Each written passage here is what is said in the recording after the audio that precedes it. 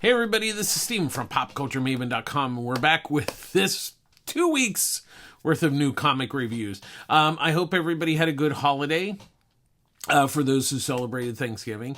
So that week it was just going to be too tough because I was out of town with family, and it was just not going to happen that week. And then of course this week we come back to the 9-to-5 job, and it's crazy. And trying to read 2 weeks worth of books all at once was just kind of nuts. So we have a pretty decent pile. I think there's going to be a few that maybe I missed here and there. We'll try to catch up, but I think I got most of the big books for the last couple weeks. So let's just get right into it. First up, we have Black Canary, Best of the Best, #1, written by Tom King with artwork by Ryan Sook. So there's kind of two things going on here. The quote unquote the B story really is Black Canary, Diana Lance fighting Lady Shiva. Lady Shiva is considered the best fighter in the world, and so there is a 6-round match with her and Diana. But really what the main part of the story really is, it's a mother-daughter story with her going back to her hometown, and Diana Drake, her mother, she's gonna train with her mother. Theoretically, we don't know. There's obviously, and there's something going on with her mom. Her mom has got cancer. We don't know kind of what's going on with that whole thing yet. But I'm trying not to. I don't want to reveal too much because this is a really good book. There's a reason that Diana is going to do this fight to help her mother, and that's all I'll say. That's part of it. But really, I think that's the interesting part of the story, is that, I listened to an interview on a podcast. So Tom King, this is a 6-issue miniseries. So each issue is going to be a round. So this issue is round 1, next issue will be round 2. So that is going on, and you kind of see that in the background or hear it in the background, while she's, prepping for the fight and talking to her mother. And it's really an interesting story. I'm a big Tom King fan, and this is really, I think Diana, is really, Black Canary is a really great character, and it's been kind of hit and miss over the years of her being, she only had a couple of individual books over the years, and I think she's a really good character, and it's really nice that King is bringing her to the forefront of the DC universe, which is really good, because she's a great character, and also kind of tying in, so what it was is in Crisis way back in the day, there was that her mom, Diana Drake, is the original Black Canary, and now Diana Lance is the current Black Canary. So that's the differentiate. So that's how they have kind of two Black Canaries, because she dates back to the 40s with the Justice Society. So, that actually really kind of opens it up to make it a really interesting, like I said, mother-daughter story. And really the big win for this book, beyond Tom King's really great story, is Ryan Sook's artwork. This is a stunning book. It's really gorgeous. You can tell he's really taking his time. The level of detail is just absolutely amazing. It's a gorgeous book. And the art really just goes toe to toe with the script, and it is wonderful. This is really a great book. I'm very excited to read it. This first issue was phenomenal, and this is a must buy this week for sure. Or actually, it came out last week, but it's still within the last 2 weeks, so we'll leave it there. Next up, we have Hornsby and Halo #1, written by Peter J. Tomasi, with artwork by Peter I know I'm gonna mess this up, Seinbier or Sinbier. I apologize for that. I'm horrible at names if I haven't really listened to it. but so what this is so there was a war between heaven and hell, and at a certain point it just got out of control. So they made a pact between the two to end the war, that one heavenly son will be sent, a heavenly son and a hell daughter will be sent to Earth. And that, in kind of not so much the contest of who wins, but it really is the sacrifice of each side. And so what it is Zachary Halo, who's the angel child, he's sent to live with like kind of not bad parents, but they're not, they're not nurturing parents. I guess that's the easiest way. And then Rose Hornsby, the demon child, she's sent to live with like this all, kind of all American family and everything. So it's really interesting. And of course the kids don't know that they have these powers and stuff, and they actually inadvertently kind of discover them while they're sleeping and dreaming. They actually kind of their, I guess you could say, spirit goes out and does they break up a theft and everything, and it's really quite an interesting premise, and I really like the story here. I mean, Tomasi's script is really good. He does a nice job of setting everything up, and then Peter's artwork is it's a really good looking book. They're the same team that they did some of the original Super Sons books, so they kind of worked together before. So and this is part of the Ghost Machine, which is Jeff Johns kind of imprint image, and it's off to a really good start. It's a good story with really really nice artwork, and I think it's well worth checking out. Next up, we have Batman The Long Halloween, The Last Halloween, number 3, written by Jeff Loeb with artwork by Mark Chirillo. Once again, this was originally planned for Tim Sale to draw this. He sadly passed away, so each issue is going to have a different artist.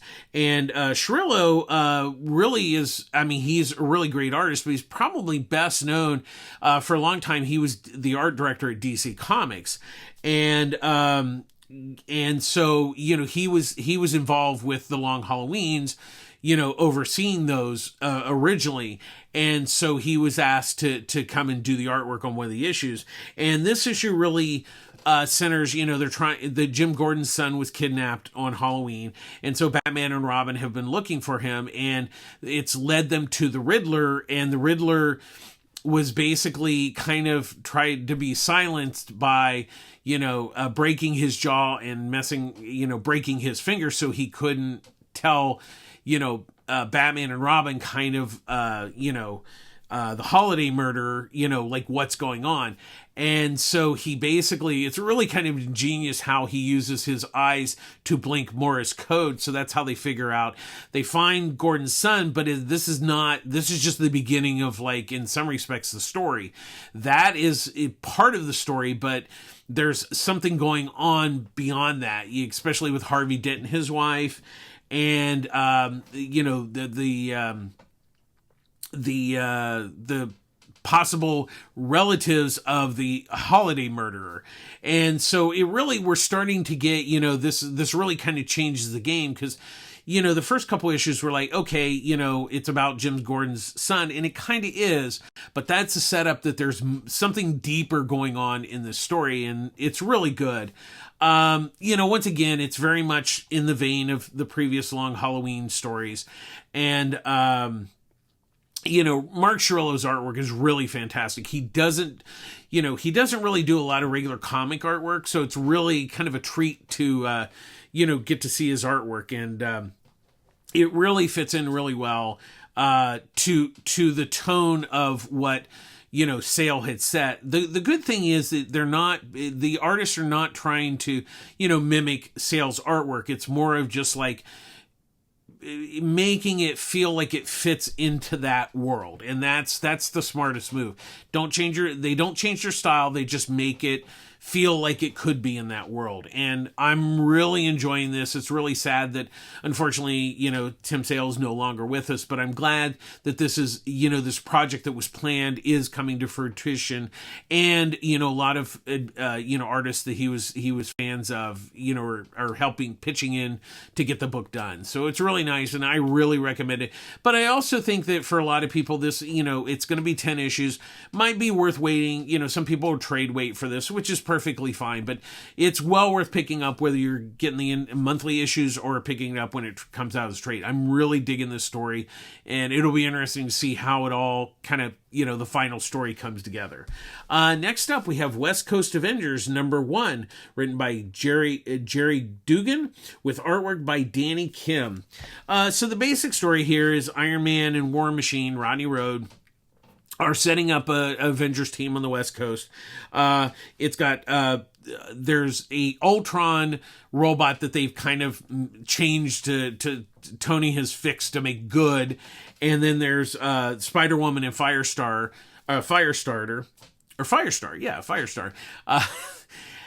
Basically, they kind of set up this West Coast team, but then we find out there's the actual real Ultron is kind of in, back behind, he's doing something behind the scenes. It's a pretty basic story. I mean, it's a setup story, which is always, usually kind of you struggle with in the first issue. But really it was kind of basic. I mean, there wasn't really, for me, there wasn't a lot of meat on the bone there. The really sad thing is, and I really hate to say this, but the artwork was really not good. It was very bland, very basic. Just kind of, there was virtually no backgrounds for most of the book. And just it really felt, I hate to say this, really a bit amateurish. It just really just was very basic. I mean, it really felt like, kind of like some book that, like, back in like the 80s during the black and white boom, where everybody was just doing stuff, and some of the stuff was just not very good. And it just really kind of surprised me how, like, how this kind of got through. And I feel really bad. I really understand, I'm sure Kim, did his best and everything. I just felt it just wasn't good enough. And with it being kind of an okay story, this is definitely a book to skip this week. Next up, we have Welcome to Maynard #1, written by James Robinson, with artwork by Jay Bone. So what this story is there's Pip. So she's going to work at this new hotel, and so what it is, it's a magical hotel. The Maynard's a magical hotel, and so she's going to become a bellhop there. And so she's a halvesy, which means she's half, it's like Harry Potter. He's half blood. And so she's a halvesy because what it is, her mom was a halvesy, but her father was a full mage. So that, once again, the Harry Potter thing kind of comes into play. So she meets Boots, who was also a bellhop, so he kind of helps her, get acquainted with the hotel and everything. But then she discovers, as she's, kind of doing, helping people to their room and stuff, she discovers that there's a thief, a magic thief, who is able to create portals, and that's how she's able to, like, go into rooms and steal stuff from the guests. And so that's kind of the setup. It's kind of a, not a murder mystery, but kind of in that vein. I really like the premise of the story, and I really like, just the energy of Pip as the character. It's really kind of, interesting because she's young and, trying to, like, kind of fit in, and, nobody, like, her roommate doesn't know that, she knows magic and stuff. And only people who have magic are able to see this hotel. So it's really kind of, once again, I hate to say it, but yeah, it's kind of Harry Potter-ish, but I think Robinson does a lot here to make it not necessarily feel like that. I think the premise is there, and even Harry Potter is not particularly original as far as that premise goes. But and I'm a really big fan of Jay Bone's artwork. He's done a lot of books over the years I've really enjoyed, and it was really nice to see him do this book. So I thought it was fun. It was a nice little book. Wasn't mind-numbingly brilliant, but I enjoyed it. And sometimes that's all you need is just, hey, it's a nice little book, nice little story, and I had a good time. So I think it's well worth checking out. I really enjoyed this. Next up, we have Absolute Wonder Woman #2, written by Kelly Thompson, with artwork by Hayden Sherman. What it was in the first issue, we learned that Diana was raised in hell. And so Pegasus is like this, like kind of the dark side of the normal Pegasus. And she's gone to Gateway City because the Harbinger Prime monster has come to, destroy the city. We also learn in this issue how, because basically Steve Trevor almost died and he ended up in hell. But Diana and her mother, brought him, back to life basically by taking care of him, and so there's that going on. But we find out that the monster that initially attacked in the first issue is just even though it was super huge and everything, that was a baby compared to what's coming, and it does not look pretty. I'm really digging this book. I honestly really think that this is by far, for me, my favorite Absolute book. I like Absolute Batman, and we'll get to Absolute Superman a little later. But I love this book. Thompson's script is amazing, and Sherman's artwork is really fantastic. I've seen a number of his books, and he's going to be newer to a lot of people, but he is a brilliant artist. He is absolutely perfect for this book. It is well worth buying. This is a must-buy book. This is by far, I know some people are sleeping on this. Do not sleep on this book. This is the one that really just really set me on fire. I just love this book. Next up, we have Little Batman Month 1, #2, written by Morgan Evans, with artwork by John Mickle. So now this is based upon, there was a movie that came out last year. It was on Amazon, probably still is out on Amazon. It's called the movie's called Merry Little Batman. So this takes place in the story after that. Now, I think it would help if you've seen the movie, because obviously this is a direct sequel to it, but I think you could read it on its own. So basically what it is, Damian's still a little kid, and in the last issue, Scarecrow, Bruce was having a party, and the Scarecrow came in and kidnapped him, because he is trying to formulate his gas again so he can trap Batman. Little does he know that he's actually captured Batman. So now it's up to Damian to try to find Bruce, his father, and the mysterious woman that was in the first issue, we find out she's Marion. We don't know if that's her real name, but she's the babysitter. So there's something obviously going on with her. But now Damian, puts on the Batman outfit to go find his dad, and he's now kind of the Batman. So this book is just freaking adorable.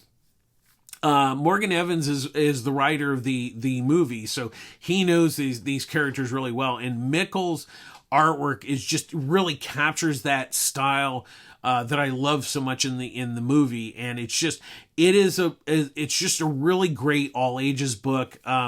It really captures the magic that movie had, and really is telling yet a new story, and it's really fantastic. I love this book.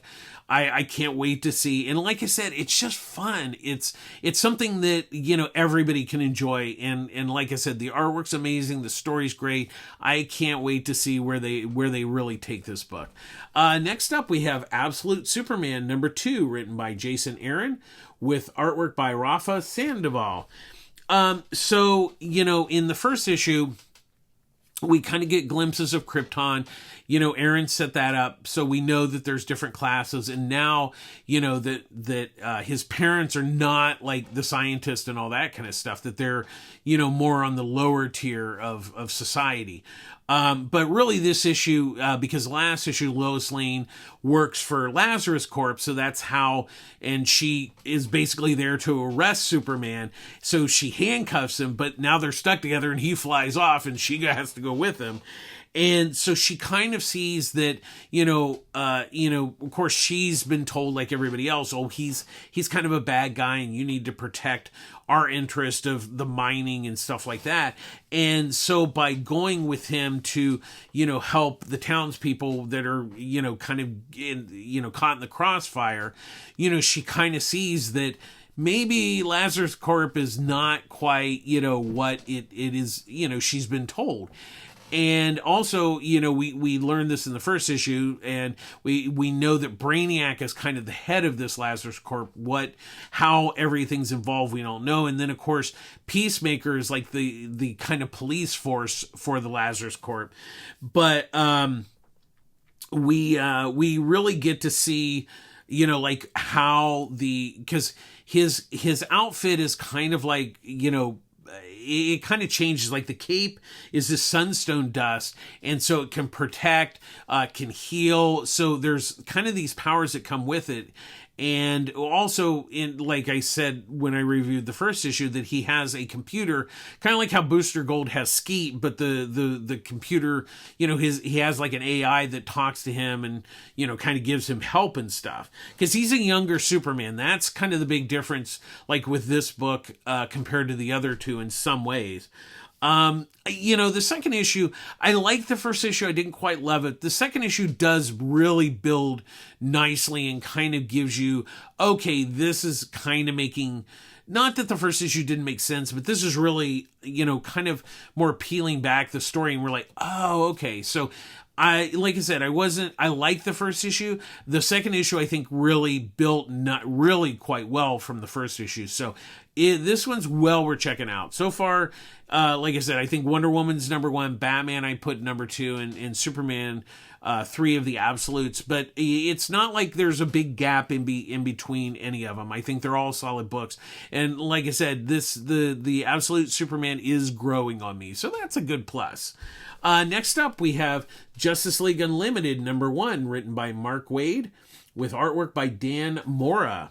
So this Justice League team builds out for the aftermath of Absolute Power, and they realize that like the main Batman, Superman, and Wonder Woman realize that they do need to have a Justice League and they do need to have a Watchtower. So the Watchtower's been built, and so heroes have been invited. Most every hero in the DC universe is possibly there. But Martian Manhunters, whose body was destroyed in Absolute Power, until his body's fixed, he's basically the AI computer, and he figures out like, okay, there's something going on somewhere, like there's a village being attacked by war wheels. So he says, okay, these heroes need to go there. This team needs to go to this, incident and stuff. So that's, so each team will be sent for specific purposes. Now, there is a character that shows up named Airwave. Now, he's not a new character. He's been around for a while. And he, part of his kind of power is he's able to communicate through like electronics, back in the day when he was created, through phones and things like that. So he could ride, he could go through power lines and telephone lines and stuff like that. So now how he fits into this, I will not say, because there's a reveal of him at the end of the first issue. I don't want to spoil it. But I think what's interesting is, Mark Waid is literally the encyclopedia. He knows everything about DC Comics. And it's really great that he's using these relatively obscure characters, but I don't even remember Airwave that much, but I think it's interesting that he's using a character and kind of, like bringing him back and like maybe using him a different way. So we'll kind of see. And I get the first issue. There's kind of a lot going on because you have a lot of heroes and stuff. And I think, for people that are not necessarily big DC readers, I get that it can be overwhelming, but I think, he's just trying to set up like, okay, there's a bunch of heroes, but and there is kind of a couple plot lines going on, different plot lines, but I don't think it is a little overwhelming, but I think, there's a lot to set up here. So once again, you kind of get stuck with that exposition, but I think it's worth checking out. And then you have Dan Morris doing artwork. It's like, he gets to, he can just draw everybody in the DC universe. He's really perfect for this. It's a really great looking book. And I'm kind of excited to see where Wade takes it, because like I said, he is the encyclopedia at DC Comics. And it'll be interesting to see where he kind of takes it and how he's able to kind of balance out. And hopefully he'll use more than just kind of the main characters. That's my hope. And I think we're kind of seeing that in this first issue, that it's not just Superman, Batman, and Wonder Woman, which has really kind of been the big basis for Justice League over the years. So I like the direction he's taking, but I think it's going to take a few issues to kind of see how it's all going to suss out. So next up, we have Marvel's Holiday Tales to Astonish #1. Now, there's 3 stories in here. The first one's Fantastic Four, 'Twas the Fight Before Christmas, written by Jerry Dugan, with artwork by Phil Noto. Then there's the X-Men with Festival of Fights, written by Daniel Kibblesmith, with artwork by Pat Olliffe. And then Spider-Man, starring in Resolutions, written by Jean Luen Yang, with artwork by Dylan Burnett. So I'll kind of break down each story. The first one is Dr. Doom is going around and stealing the hot toy of the season from houses and stuff, and then of course the Fantastic Four discover what's going on. And then we find out that it's Doom, but it's actually a Doom bot that somebody has reprogrammed to go get these toys. Now, I don't want to give more away than that, because it's actually quite interesting what happens in the story. But it's really, really a very charming story, and it's really nice with the use of Fantastic Four. I like the story. It was a nice Christmas story. I really like Noto's artwork on it. He was really perfect. And it was really good. My favorite, and they're all really good, I will preface it, but my favorite is the X-Men by Kibblesmith and Olliffe, partially because it takes place in when Kitty Pryde joined the X-Men, which is around 143, because they do reference that issue. So for me, that's really the sweet spot of the X-Men. For me, was the Byrne Claremont. So this story takes place in that period, and what it is Kitty celebrating Hanukkah, and each day of Hanukkah they happen to go on a mission, and she's trying to figure out gifts for each one of the team members, and with each one she kind of figures out what to get them, and it's a really cute story. I like Kitty of that era where she's kind of innocent, but and she's trying to figure out her powers and all that kind of stuff. Plus, it's really classic Byrne Claremont X-Men, and I'm like, thank you, Kibblesmith, because that for me that's my X-Men, and it was really a nice nostalgia trip. And even if you're not familiar with that period, it's a really great story with really Olliffe's artwork is just perfect. It's really good. And then the final one, Resolutions, by Yang and Burnett. So what it is Miles is planning this big thing, New Year's Eve with his girlfriend. She comes down with like a cold, so she's going to stay home. So he decides to go anyways, and he runs into a guy from the coffee shop, and then everything's going well, and then all of a sudden Hydro Man and Peter Parker are fighting, and then Miles has to kind of jump in and kind of help save the day. And it's just really it's a really touching story. It's really fun, and just really very heartfelt, which really works for kind of the season, celebrating Christmas and New Year's.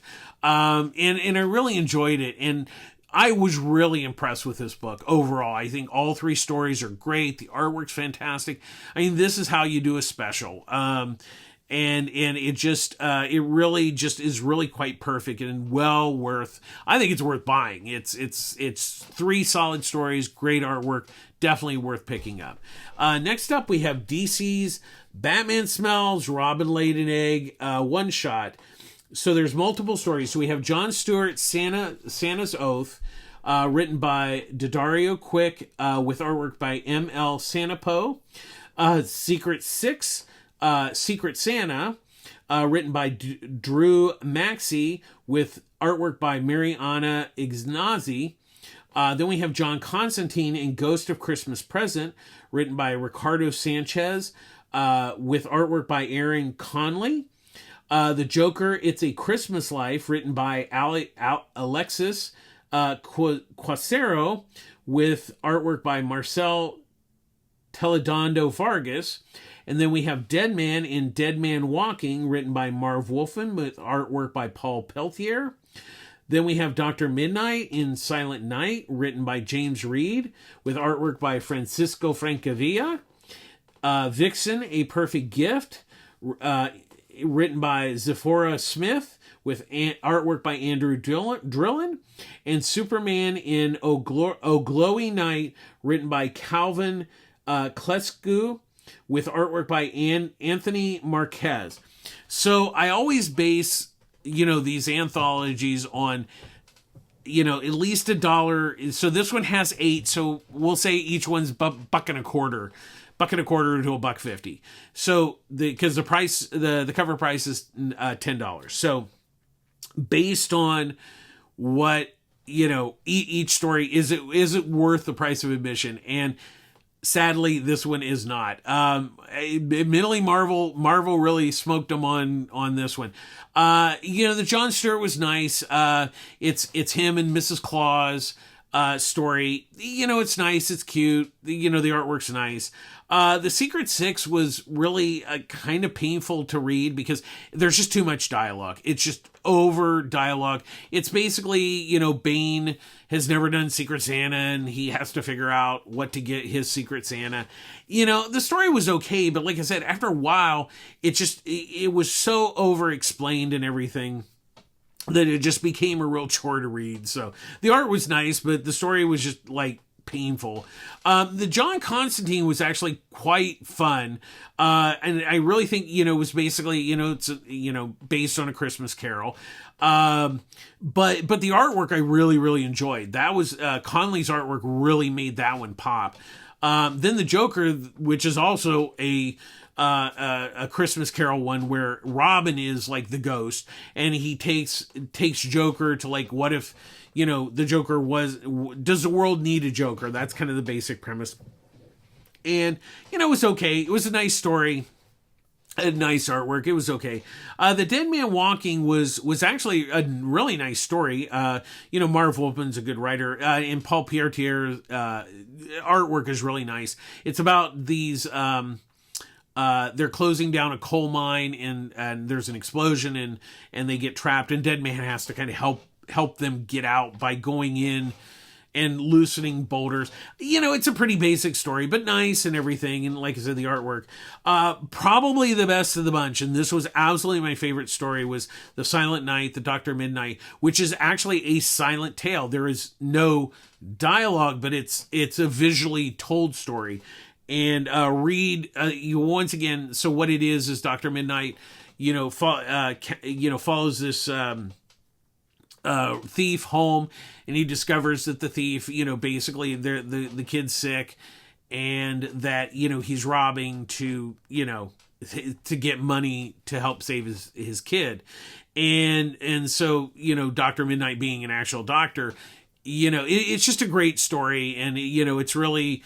Really heartfelt, and Francavilla's artwork is just gorgeous.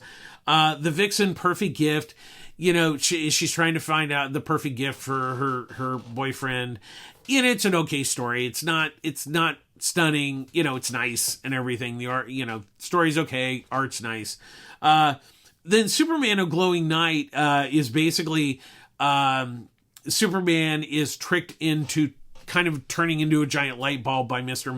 Mixelplex.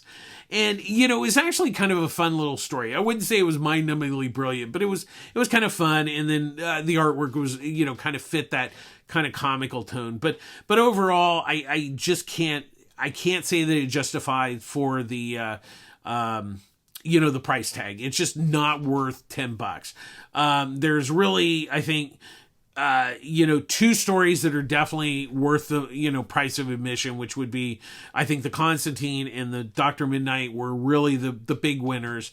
Dead Man would come in behind that, and then Superman. The other ones just kind of were fairly forgettable, and unfortunately the Secret Six one was just a mess. So definitely, I'd say overall for $10, it's just kind of skipping. It has a great Riley Rossmo cover.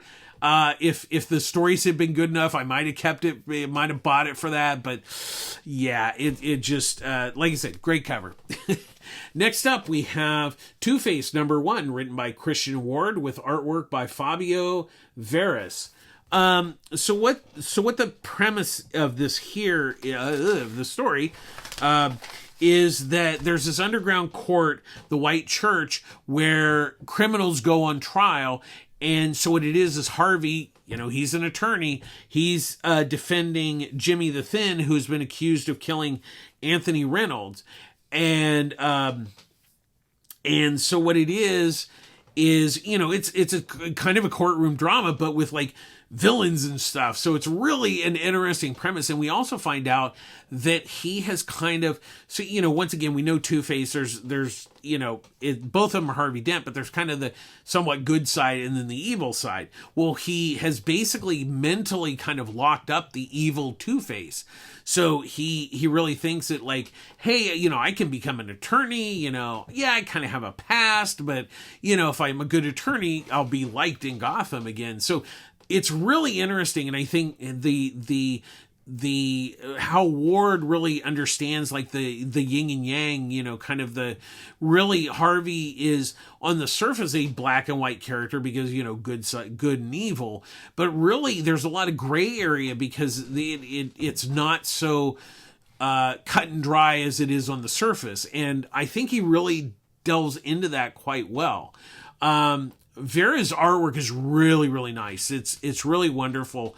And I really enjoyed this book a lot. It'll be really interesting to see where the story goes from here. But this first issue really popped. Like I said, great story, really nice artwork, well worth checking out. Next up, we have Teenage Mutant Ninja Turtle #4, written by Jason Aaron, with artwork by Chris Burnham. So this is the last single issue of the individual Turtles issues, and it centers around Donatello, where he's trapped in a mutant zoo, and rich people pay to, you know, fight with the mutants, and of course they always pick Donatello, and so he's actually really protecting the other mutant, you know, prisoners because they're not as, you know, strong as he is, and he's actually really weakened. He's very thin and everything, so you're really fighting for his life, and so he's kind of figured out, you know, how to, you know, break them all out by, you know, fighting, you know, these rich people. So, and of course, you know, then the Foot Clan show up, but then the other brothers show up, so they're all reunited, and that will lead into the next issue where they kind of, it looks like they're going to go back to New York. So we've had each centered issue, so we'll go back from there. And that's what Aaron is basically setting up, you know, telling these individual stories of each turtle. And then, you know, now that they're all together, you know, what made them, what happened, why did they split up, why did they leave New York, where is Splinter, what's happened with that. You know, it's leading up, you know, he's basically telling these individual stories to lead up to them coming back together. Burnham's artwork is really wonderful. It's really, I've enjoyed, I actually love the fact that each issue has had a different artist. And then the next issue is going to be, I think, Derek Roberts. And then I can't remember his name, but then there's an artist who's going to be the regular artist starting on issue 6. But so far it's been really good, and these are great jumping on. This is a good jumping on point for new readers and maybe lapsed readers who have kind of just been turtled out for a while. But it's been really surprisingly good, and I like what Aaron is doing. And Burnham's artwork on this is just really just great. So still well worth checking out. Next up we have JSA number 2, written by Jeff Lemire, with artwork by Diego Orbitegi or Torbigui. Oh, I know I messed that up. Apologies. I'm terrible. So the first issue was kind of interesting because it was really like, it was kind of like you were, it started in the middle of a story, and then, part of the JSA, mostly the older team members have been sent to the tower, but it's kind of like, why are they there? What happened? And the second issue really is quite interesting because it explains what really happened in the first issue, why all that stuff. So it was an interesting choice. And I'm a big Jeff Lemire fan. So I think, even though it kind of even threw me off and it might throw new readers off, it was kind of genius to do. But but it was a leap of faith, for sure. But that leap of faith really paid off in the second issue because, it reveals the events that happened, led to what happened in the first issue. But we also learn, now there was revealed that they were attacked by the Injustice Society, which is their kind of supervillain group, group. And that the Dr. Fate basically was countering a spell, and that's how they got sent to the tower. But the tower is not quite, because Fate sent them there as a safety thing to try to get them away from the Injustice Gang. But Mordu's spell kind of messed it all up. So it's the tower, but it's not like the tower that they know. They're kind of trapped there. So really the second issue kind of like explains the first issue and then throws a monkey wrench into like, okay, what's going on? And I really did like that. I think, like I said, it was a little hard to wrap around in that first issue, but I think the second issue really kind of explains everything. So, if you were a little confused for the first issue or not sure about the first issue, be assured that the second issue, that Lemire has a plan, and that I can definitely see the plan starting to take shape. So it's well worth checking out, and Diego's artwork is really, really nice. So I, like I said, I'm definitely in for Lemire. I'm really interested to see where he takes it from here. And then finally we have Detective Comics number 1091, written by Tom Taylor, with artwork by Mikel Janin. So we learned in the first issue that Bruce has been offered this like youth serum, and that there's also somebody murdering kind of younger, criminals. And, so we're not quite sure what's going on with like the youth serum and everything. There's that plot going on, but then Asima is the one that's actually capturing and killing these young criminals. But we don't know why, and what's the reason why, she's doing this. And it's really quite interesting. I mean, look, Taylor was knocking it out of the park on Nightwing, so I think it was a really good choice for taking over Detective. After Ram V's, I really enjoyed Ram V's run.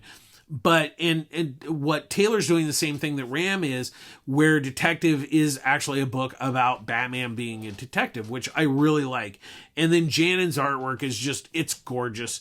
But I like what he's doing here. He's setting up a really interesting story, and it's not just, Batman being Batman, beating up criminals and stuff. There's really, kind of a puzzle being, put together here, and I really like that a lot. I think that's what Detective Comics should be, and I also like the fact that they are keeping the book separate. Batman, Zdarsky's doing his thing on Batman, and Taylor's doing his thing on Detective, and it's surprisingly well worth checking out. I mean, I had, Taylor, like I said, was knocking out of the park on Nightwing, and he's really doing a great job here, so it's well worth picking up.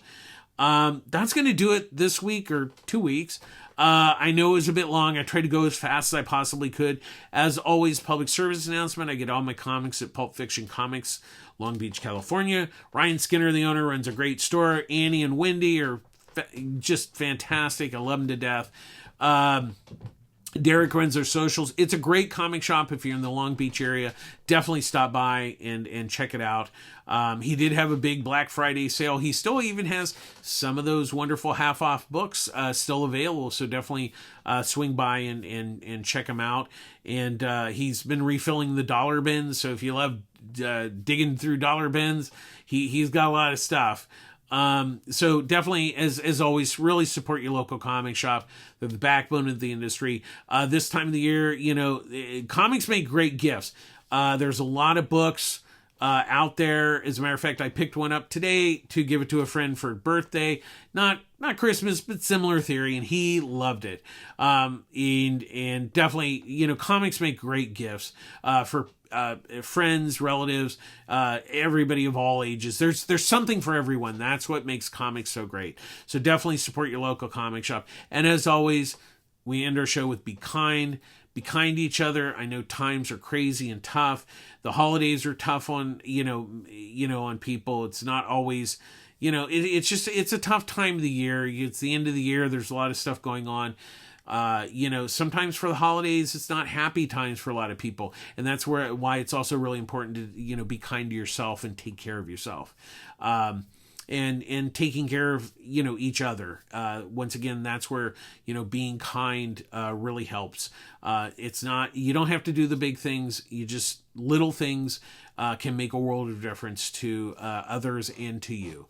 So be kind to each other and be kind to yourself and take care of yourselves.